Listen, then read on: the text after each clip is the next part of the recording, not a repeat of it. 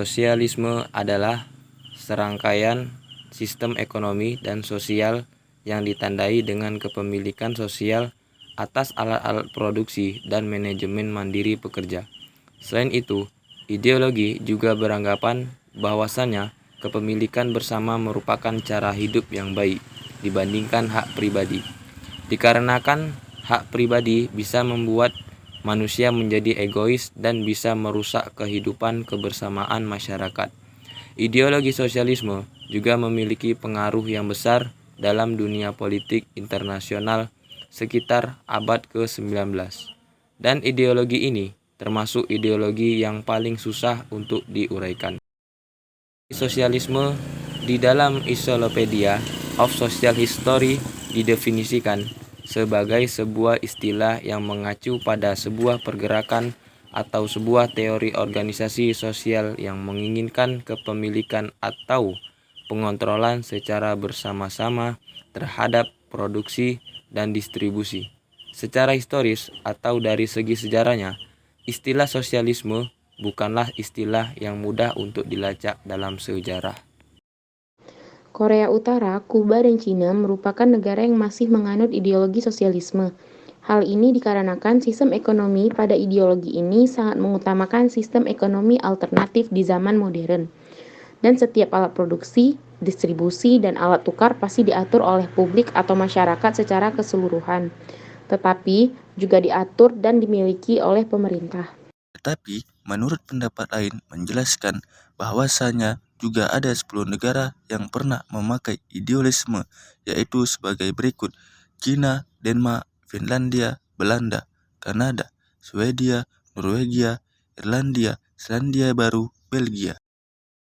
Serangkaian sistem ekonomi dan sosial yang ditandai dengan kepemilikan sosial atas alat-alat produksi dan manajemen mandiri pekerja, serta teori-teori dan gerakan politik yang terkait dengannya. Kepemilikan sosial ini dapat berupa kepemilikan negara, kolektif, koperasi, dan kepemilikan sosial atas ekuitas. Ada banyak varian sosialisme dan tidak ada definisi tunggal yang merangkum semuanya. Dengan kepemilikan sosial menjadi elemen umum yang dimiliki berbagai variannya, sosialis merujuk pada orang yang menganut paham sosialisme.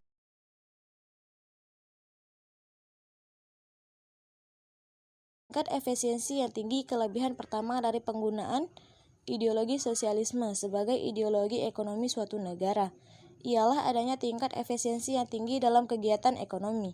Kita dapat memahami efisiensi sebagai ketepatan dari penggunaan atau pemanfaatan dari setiap sarana dan prasarana produksi. Nah, adapun yang kedua, kesejahteraan masyarakat yang lebih besar jika di dalam ciri-ciri ideologi kapitalisme kita melihat adanya pembagian kelas dalam masyarakat karena tidak meratanya tingkat kesejahteraan. Maka hal sebaliknya dapat kita temukan pada penerapan dari ideologi sosialisme ini. Di dalam ideologi sosialisme, kesejahteraan di antara tingkat kesejahteraan masyarakat lebih rendah. Masyarakat pun dianggap setara derajatnya dalam kehidupan bernegara. Yang ketiga, tidak terjadi praktek monopoli. Kelebihan dari penerapan ideologi sosialisme yang selanjutnya yaitu terbebasnya suatu negara dari praktek monopoli yang biasanya terdapat di dalam masyarakat kapitalis. Hal ini tidak terlepas dari faktor kepemilikan negara atas setiap sarana prasarana produksi. Dan yang keempat, tingkat fluktuasi bisnis yang rendah. Salah satu kelebihan dari penerapan ideologi sosialis dalam sektor ekonomi suatu negara ialah dalam ideologi ini tingkat fluktuasi bisnis rendah atau cenderung tidak ada. Dan yang terakhir, pertumbuhan ekonomi yang stabil. Kelebihan terakhir dari ideologi sosialisme ialah dengan adanya perencanaan yang baik oleh negara, maka hal tersebut dapat mendorong pertumbuhan ekonomi dengan tepat. Kekurangan ideologi sosialisme. Yang pertama, kurangnya kebebasan ekonomi. Semuanya dikendalikan oleh negara, rakyat tidak diizinkan untuk memiliki aset produksi apapun. Pekerja pun diberi tugas khusus tidak memperbolehkan untuk mengubah tugasnya tanpa ada persetujuan dari negara. Yang kedua, konsumen menderita. Adanya kedaulatan konsumen menjadi tidak berlaku di dalam ideologi ekonomi sosialisme.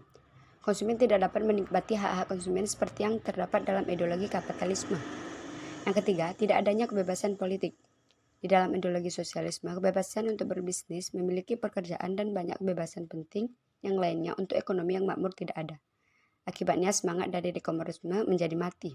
Keempat, tidak terjadi kompetisi ekonomi. Hal ini dikarenakan kegiatan ekonomi sepenuhnya dijalankan oleh negara. Akibatnya, tingkat kreativitas produsen menjadi rendah dan daya cipta inovasi produk juga ikut menurun sehingga produk cenderung menonton dan tidak berkembang.